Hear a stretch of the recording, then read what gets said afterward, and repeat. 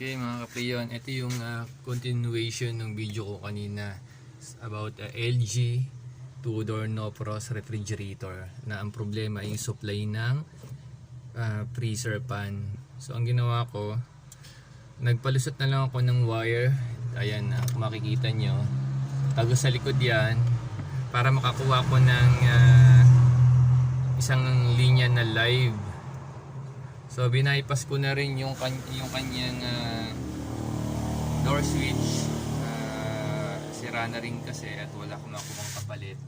So ayan, titingnan natin sa likod yung karugsong nitong wire. Pakikita ko sa inyo. So ayan, dyan lumabas yung binutas ko. So diretso dun sa isang line nagtap ako